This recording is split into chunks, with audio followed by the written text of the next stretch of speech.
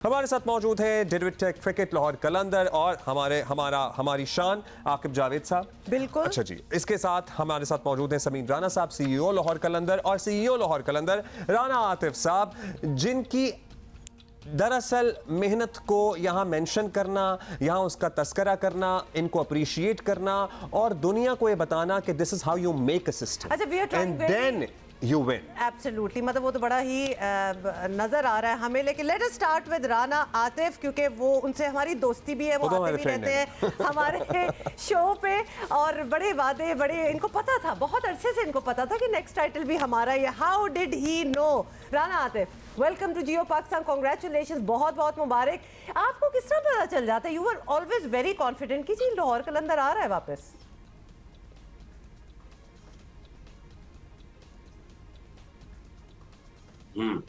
Thank you Humayun Abdullah. देखिए, बात है पहले दिन से चले जाते हैं। जब हमने प्रोसेस शुरू किया था और अनफॉर्चुनेटली जब टीम परफॉर्म नहीं कर पा रही थी, तो आकिब भाई को फिर हम रिक्वेस्ट करके वापस पाकिस्तान में लेके आए। यूएई के हेड कोच थे और फिर हमने डेवलपमेंट प्रोग्राम की तो उस वक्त ये यकीन था कि पाकिस्तानी नौजवान कौम का सरमाया है और उनको अगर सही मानों में अगर प्लेटफॉर्म दिया जाए तो वो कुछ कर सकते हैं जो दुनिया के शायद कोई आगे रहे। लोग हमें बैशिंग करते रहे, बट हमने अपना सफर जारी रखा और 2-3 साल लगे हमें अपने प्लेयर डेवलपमेंट प्रोग्राम में। और फिर आपने देखा कि शाहीन हो, हारिस हो, फकर हो, अब्दुल्ला हो, कामरान गुलाम हो, मतलब अब ताहिर बेग जो लेटेस्ट एडिशन है। सो बिलीवेबिलिटी थी और वही बिलीव था कि हम चूंकि प्रोसेस पे काम कर रहे थे और हमें पता था कि जिस दिन हमने जीतना शुरू किया तो हमें हराना मुश्किल ही नहीं नामुमकिन हो जाएगा। अच्छा, आपने वैसे बात, क्योंकि मैं थोड़ा सा याद दिलाना चाहती हूँ आकिब जावेद, आपसे तो खैर हमारी थ्रू आउट द टूर्नामेंट बात भी होती रही है, आप हमें बड़ा एनालिसिस भी देते रहे हैं, लेकिन ये वर्ड्स आपके थे जो आपने कहा था कि एक दफा लाहौर के अंदर ट्रैक पे आ गई तो फिर उतारा नहीं जा सकता। You knew what you were doing. Atif भाई, आपसे हम सर्टेनली ये जानना चाहते हैं कि अभी राना साहब जिक्र कर रहे थे प्लेयर डेवलपमेंट प्रोग्राम का, बहुत जबरदस्त काफिश है, अनबिलीवेबल रिजल्ट्स इसने दिए हैं। What do you think it is only the player development program जिसके नताए जिस तरह लाहौर का franchise as a brand establish हुआ, एज चैंपियन एस्टैब्लिश हुआ, या और भी फैक्टर्स हैं, और भी चीजें हैं सिस्टम में जिस पे आप लोगों ने काम किया और इसके नतीजे आज सामने हैं सबके? देखिए, जो अभी आतिफ ने बात की है ये प्लेयर डेवलपमेंट की, देखिए जब मैं 2016 में जब ये पहली दफा PSL आया था तो मैं यूएई में था। उससे पहले मुझे वो जो बांग्लादेश लीग है या CPL वो जो कैरिबियन लीग है उससे, और 2016 में 3 टीमों ने मुझे कहा था कोचिंग के लिए, तो मैं ये कभी भी मुझे पसंद नहीं था और मैं इनको ये कहता था कि इसमें कोचिंग किधर है। मैं आऊंगा 3 दिन पहले आऊंगा, प्लेयर्स आएंगे, वो किधर से आएगा, वो किधर से आएगा, कुछ लोकल होंगे, तो कोचिंग मीन्स व्हाट, नथिंग। तो जब ये तो मैंने 3 टीमों PSL की टीमों ने मुझे अप्रोच किया, मैंने कहा no I am not interested, मुझे ये नहीं पसंद है ही नहीं कोचिंग इसमें। तो फिर फाइनली मुझे नहीं पता था कि एक दिन ये आतिफ राना मुझे मिलेगा जिंदगी में और लाइफ चेंजिंग मोमेंट होते हैं ना कभी एट टाइम्स। तो फिर मैं इसकी खातिर आया पाकिस्तान, आई स्वेयर, और कोई नहीं है। और फिर आके जो पहली इनकी टीम थी उसमें आके जब मैंने देखा तो डिस्कशन हुई, Azhar Ali seriously a captain of Lahore Qalandar T20 team, no. तो वहां से सफर शुरू हुआ, बहुत कोशिश की, ब्रैंडन को लेकर आया, ब्रैंडन मकल, वो द बेस्ट T20 या इवन वाइट बॉल क्रिकेटर, तो उसको लेकर आए। फिर बड़ी कोशिश की, बड़े बड़े नाम ले आए, लेकिन जब भी देखते थे डोमेस्टिक में अपने लोकल प्लेयर्स तो नजर नहीं आता है।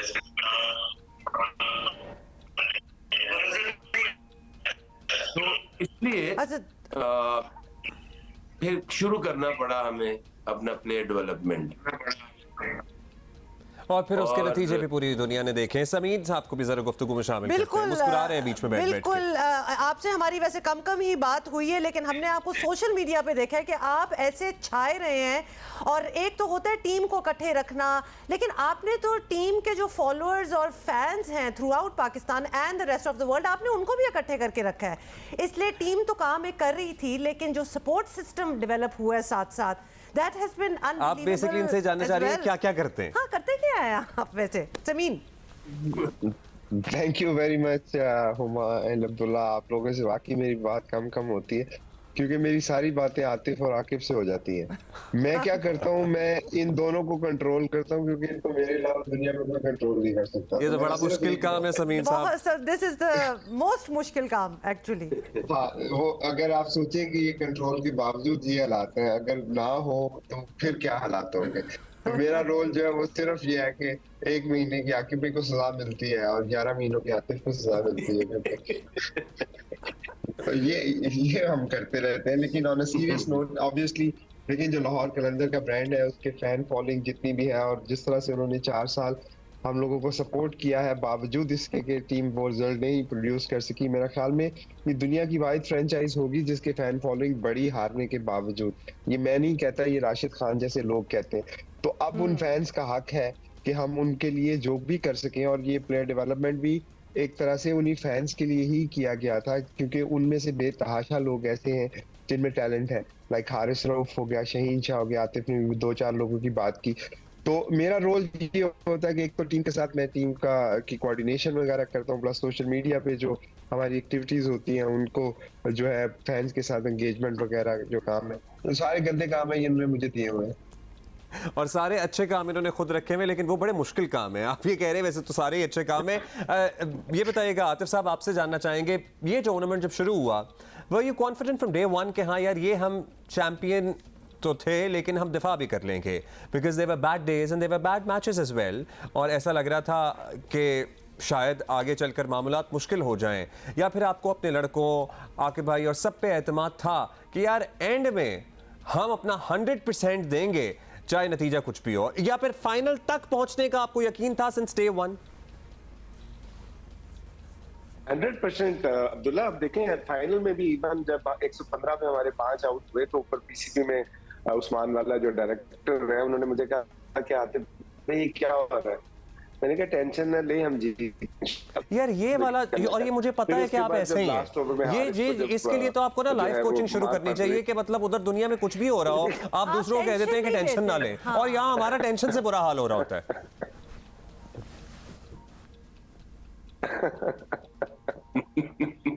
देखिए वो एक कंपनी के सीईओ आए थे उधर ग्राउंड में मेरे साथ बैठे हुए थे, तो मुझे कहते यार तू हंस रहा है, तो टेंशन नहीं हो रही? मैंने कहा किस बात की टेंशन, ना मेरे हाथ में बैट है ना बॉल है। तो टीम जो बनानी थी वो हमने बना दी, बेस्ट रिसोर्सेज आकिब भाई, समीन, शाहीन की सूरत में हमने उनको दे दिए, लीडरशिप भी दे दी, तो पीछे तो रिजल्ट ही है ना, तो वो तो मिलना ही मिलना है। तो ये तो हो नहीं सकता कि आप मेहनत करें और आपको रिजल्ट ना मिले। और जिस तरह अब आप देखिए मेंटर हो रहे, तो ये जीत हॉकी के लिए बहुत जरूरी थी ताकि लोगों को एतमाद हो और वहां पे हम ये काम कर सके। अच्छा एक और ये अब ये चीजें कुछ नजर आ रही थी, and obviously in the and चूंकि अल्हम्दुलिल्लाह लाहौर कलंदर जीत गया तो सब कुछ अच्छा ही लगता है, लेकिन टेंशन भी हो जाती है उस चीज में। जैसे कि ड्यूरिंग द फाइनल डेविड वीजे की बारी थी बैटिंग करने की, लेकिन पीछे से जी हमने देखा कि शाहीन शाह अफरीदी आ रहे हैं, वो लिटरली वो एक वो मीम होता है ना कि होल्ड माय चाय और मैं अभी 50 करके आता हूँ टाइप। तो ये कंफर्ट लेवल, ये डिसीजन मेकिंग, ये आज़ादी to change at the last moment, ये सारे टीम मेंबर्स के पास थी, शाहीन शाह अफरीदी के पास थी, मतलब बड़ा कंफर्टेबली सब कुछ हो रहा था, कुछ टेंशन नहीं थी। या फिर आकिब भाई आपसे डिस्कस हुआ था ये पहले? हाँ, आकिब आप बताएं। देखिए मेरी बात सुने, लास्ट नाइट मैं और आतिफ एक डिनर पे गए हुए थे, तो वहाँ मुझे एक बंदा बोर्ड में यह कहते हैं कि ये शाहीन जो है ये क्या वाइट बॉल में ये क्या रेडी है? वो तो रेडी है, ये पूछें कि क्रिकेट बोर्ड रेडी है कि नहीं है। क्योंकि यहाँ पे जरूरी ये है कि आपको चाहिए क्या। हमारा तो माइंडसेट ये है कि इंसान है, की कदर करें, उसकी इज्जत करें, उसके टैलेंट को सपोर्ट करें। मैं नहीं समझता, मैंने अपनी पूरी लाइफ में इस जैसा ब्रेव क्रिकेटर इससे पहले नहीं देखा था। He is the one. Coming from Afid Javed, it is a big compliment. Yeah. Yes, talent, brave, heart, mind, कुछ भी ले ले। He is the best ever I have ever seen. तो फिर उसको इज्जत नहीं देंगे तो क्या करेंगे? अपनी ईगो ले आएंगे, छोटी छोटी ईगोज होती हैं। कोई उसको मशवरा बाहर से नहीं जाता। We believe, जैसे समीर ने मुझे कहा था कि अगर भाई ये जो 11 अंदर खेल रहे हैं ना, इनकी जो कलेक्टिव इंटेलिजेंस है, प्लेयर्स की कलेक्टिव इंटेलिजेंस, वो दुनिया में कोच क्या 10 कोच 20 कोच 100 कोच भी आ जाए उसका मुकाबला नहीं कर सकते। And they are the best, they are on the field, respect them, we respect our captain and we respect our players. तो आकिब भाई, आपको लगता है कि शाहीन अब पाकिस्तान क्रिकेट में भी अपनी इस पोजीशन या इस जगह के लिए सीरियसली परसू करेंगे, अपनी कोशिश को आगे बढ़ाएंगे? क्योंकि वो आए तो हैं अपनी फ्रेंचाइज के लिए, लेकिन उन्होंने एक बेहतरीन ऑलराउंडर परफॉर्मेंस देके प्रूफ किया है अपने आप को। देखिए, डिपेंड तो अब क्रिकेट बोर्ड को। वैसे आपस की डिस्कशन क्या हुई थी? उनकी ख्वाहिश यही है? देखिए, ख्वाहिश तो हर इंसान की, अगर जो क्रिकेटर है वो एज प्लेयर खेलता है तो कप्तान तो बनना चाहता है, बट अगेन वो एक ऐसा लीडर है कि जिसको पावर चाहिए, जिसको चॉइस चाहिए। तो ये तो डिपेंड करता है कि नजम सेठी साहब या उसके चले कप्तान की चॉइस तो क्रिकेट बोर्ड पे छोड़ देते हैं, ये ऊपर के नंबर पर आकर बैटिंग करने वाली चॉइस की बात कर रहे हैं हम फिलहाल। देखिए, वो तो एक ब्रेव बंदा ही ऐसा काम कर सकते हैं ना। इस वन जहाँ मुश्किल होगी वहाँ आप शाहीन अफरीदी को पाएंगे। अच्छा, ये मुश्किल होगी और मुश्किल के मामलात हैंडल करना है समीर राना साहब का काम।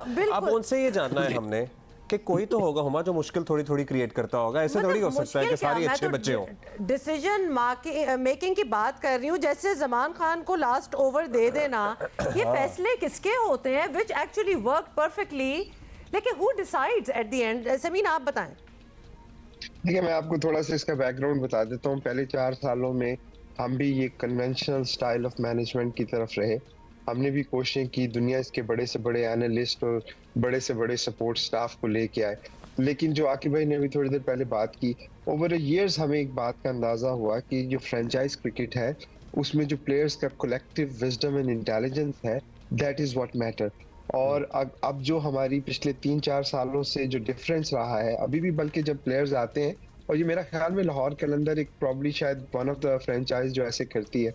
तो पहली मीटिंग मेरी और आकिब भाई की इनके साथ होती है, हम उनको ये बताते हैं कि देखें, हम ट्रेडिशनल फ्रेंचाइज की तरह ऑपरेट करते हैं। हमारे यहाँ कोई वो लंबी मीटिंग्स नहीं, bowlers meeting, batters meeting, assistant meeting, owners meeting, coach meeting, head coach meeting, god knows how many meetings. उससे प्रॉब्लम क्या होती है कि देखें, ये जो फ्रेंचाइज है ना, इसके अंदर आपके पास बहुत थोड़ा टाइम होता है किसी को कोचिंग करने का। तो ये जो कोचिंग का वर्ड है, ये over blown kind of a चीज है इस सिनेरियो में। तो हम क्या करते हैं, हमने इसको चेंज कर दिया। हमने ये कर दिया कि कोचिंग यहाँ नहीं होती, यहाँ मैनेजमेंट होती है, और जो डिसीजन मेकिंग है वो प्लेयर्स के कलेक्टिव इंटेलिजेंस से होती है। क्योंकि अगर राशिद खान, वीजा, शाहीन शाह अफरीदी, हारिस रऊफ, फखर जमान को T20 क्रिकेट का नहीं पता, तो फिर जो बाहर लोग बैठे हैं जिन्होंने 10-10 साल पहले क्रिकेट छोड़ दिया था, उनको T20 कोचिंग का कहाँ से पता होगा? तो ये हमारी थॉट है, हम इसी के ऊपर बिलीव करते हैं। और आप डिसीजन मेकिंग जो होती है वो प्लेयर अपनी कलेक्टिव इंटेलिजेंस से ग्राउंड के अंदर करते हैं, और उसमें फिर ये बहुत जरूरी है कि जो आपका लीडर है उसकी एक रिस्पेक्ट हो और वो कमांड करे टोटल रिस्पेक्ट, और सारे प्लेयर्स जो है उसको सपोर्ट करें। तो इस कल्चर को बिल्ड करते हैं हम, और इस कल्चर के अंडर और जो इस है कल्चर के शाहीन को सम्राट हैं, at the end of the empower day करते हैं। It's captains call. राना साहब, आतिफ साहब, आपसे जानना चाहेंगे, हमने बड़ी अच्छी बातें की हैं, लेकिन बीच में इस टूर्नामेंट, इसी सीजन की बात करते हैं, कोई ऐसा मोमेंट आया जो आपके लिए यादगार रहा, या कोई ऐसा आपका शरारती बच्चा जो ज़रा तंग करता हो कि भाई मुझे इस कमरे में नहीं रहना, मुझे आज ये चाहिए खाने में या कुछ ऐसे कोई टैंट्रम वाला सीन होता है किसी के साथ? नहीं अब्दुल्ला, देखिए बात यह है कि एक तो सबसे पहली बात यह कि क्रिकेट के साथ मेरा कोई ताल्लुक नहीं है कि आकिब भाई जब जमीन करते हैं, तो मेरे लिए वो नो गो एरिया होता तो है। मैं छोटे में नहीं तो ये जो खेल फरमाइशें आपसे आप तक नहीं पहुंचती कि ये बंदा ये फरमाइश कर रहा है? नहीं, वो ऐसे समीन ने अपना नीलाम घर लगाया होता है उधर ही। और मैं तो सोच रहा हूँ कि अभी इधर आया जियो पाकिस्तान में, तो प्लॉट देगा या आईफोन देगा। है ना, ये सोच हमारी तरफ भी आई है, वैसे हम भी सोच रहे हैं। लेकिन कमिंग बैक टू रियलिटी, जरा एक बात जरूर बताएं, टू बी द स्टार, जिस हम पहले बात कर रहे थे, एक हीरो बनने के लिए ऑब्वियसली आपको परफॉर्मेंस तो चाहिए, लेकिन आपको इक्वली फॉर्मिडेबल अपोनेंट भी चाहिए। How was Multan Sultan, because Multan Sultan की भी बहुत ज्यादा सपोर्ट थी, and for them to be against Lahore Qalandar, मतलब उनको हराने का मजा तो कुछ और ही होगा, because that's a good team too. Aqib आप बताएं। अच्छा, मैं बताऊं, देखिए ये आहिस्ता आहिस्ता ना ये जो कंपटीशन का लेवल है, मुझे एज क्रिकेटर, ये छोड़े कि मैं लाहौर का कोच हूँ या कुछ भी हूँ, ये थोड़ा सा कम हो रहा है। और अगर आप देखें तो कंपटीशन हार्ड होगा, लीग बढ़ेगी, चीजें बढ़ेंगी। आई थिंक मुल्तान की हमेशा से अगर आप देखें तो उनकी परफॉर्मेंस अच्छी नहीं है। रिजवान की वो बहुत ज्यादा डिपेंड करते हैं, वो इतना डिपेंडेबल है कि कल भी उसने स्कोर किया, अगर आउट ना होता मुश्किल हो जाती है हमारे लिए। बट अगेन टूर्नामेंट हमेशा से मैं ये मेरा बिलीव कहता हूँ कि जिसकी बॉलिंग अच्छी है टूर्नामेंट वो टीम जीतेगी। और अगर आप देखिए उनके जो दो बॉलर है, एहसानुल्लाह और जो लेगी, क्या नाम है उसका, उसामा मीर भी है, वो भी हमारे ही लड़के हैं। हमने उनको पिक किया, हमने उन्हें ट्रेंड किया, but I think again bowling उनकी स्ट्रेंथ नहीं थी। टूर्नामेंट वही जीतेगा जिसके पास पक्के 5 बॉलर होंगे, internationally proved. And I think किसी दुनिया की इंटरनेशनल टीम के पास इतनी अच्छी बॉलिंग नहीं होगी। अगर आपने गुर की बात और ये फार्मूला बता दिया तो आई वंडर फिर अगली दफा तो सारे ही इस फार्मूले पे अमल करेंगे, because this comes from 2-time champion. अच्छा जी, हम समीन साहब आपसे क्विकली ब्रीफली ये जान लें कि हमारे अपने तो होते ही हैं, लेकिन ये जो हमारे इंटरनेशनल लाहौर कलंदर के स्टार्स हैं, इनको इतना कैसे जोड़ के रखते हैं? मतलब वो तो और ज्यादा दीवाने लग रहे होते हैं। वेल जेल टीम कैसे, मतलब वो बाहर से आते हैं और एकदम जैसे कि बिछड़े कोई भाई दोस्त मिल रहे हो। ऐसा लगता है कि वाल मंडी में पैदा हुए थे सारे। वैसे हमारे लोकल प्लेयर और फॉरेन प्लेयर में डिफरेंशिएट करना बड़ा मुश्किल होता है। बाज़ दफा मैं भी उनके सामने उर्दू में बात करनी शुरू कर देता हूँ। लेकिन आकिब भाई ने जो बात की उस पर जस्ट मैं एक कमेंट ऐड करना चाहूंगा कि एक टाइम था जब आपने पूछा ना मुल्तान के बारे में, एक टाइम था जब हम ओपोनेंट के बारे में सोचते थे कि ये टीम अच्छी होगी और ये इस तरह होगा। अब बिलीव यू मी कि अब हमें कोई फर्क नहीं पड़ता कि हम किसके खिलाफ खेल रहे हैं। हमारा फोकस सिर्फ और सिर्फ ट्रॉफी जीतना, इंडिविजुअल मैचेस के बारे में हम नहीं सोचते कि हम कराची से जीतेंगे तो बहुत बड़ी बात है। ये फोकस पहले होता था, अब हमारा सिर्फ और सिर्फ ये फोकस है कि हमने ट्रॉफी जीतनी है, चाहे मुल्तान हो, कराची हो, कोयटा हो, इस्लामाबाद हो या कोई भी हो। तो एक तो बात ये होगी। दूसरा, फॉरेन प्लेयर्स की आपने बात की। फॉरेन प्लेयर्स में देखें सबसे इंपॉर्टेंट चीज़ ये होती है कि आपने जब प्लेयर किसी को सिलेक्ट करते हैं तो सिर्फ उसकी टेक्निकल स्किल्स के ऊपर नहीं देखते। हम काफ़ी लकी रहे इस मामले में, अपनी सिलेक्शंस के मामले में, कि प्लेयर्स तो हमें अच्छे मिले ही मिले, लेकिन जैसे वो इंसान हैं, जिस तरह राशिद हैं या डेविड हैं या सैम बिलिंग है और अब कलंदर के सिकंदर रजा जो है, ये as a human they are probably the best people I have seen. तो अब आहिस्ता आहिस्ता करते इस family And I'm sure they think the same about you, because आपको ना सिर्फ प्लेयर्स अच्छे मिले, इंसान अच्छे मिले, उन्हें भी बड़ी अच्छी मैनेजमेंट मिली, इतना ख्याल करती है, जैसे कहते हैं इनामात की बरसात भी करती है। मिलते हैं। लेकिन congratulations Thank you, to Aqib you bhai. Once Thank you, again. Rana Atif साहब. Thank you, Zameen Rana साहब. And good luck for the hockey league, Rana साहब. आतिफ साहब, खुसूसी तौर पर आपको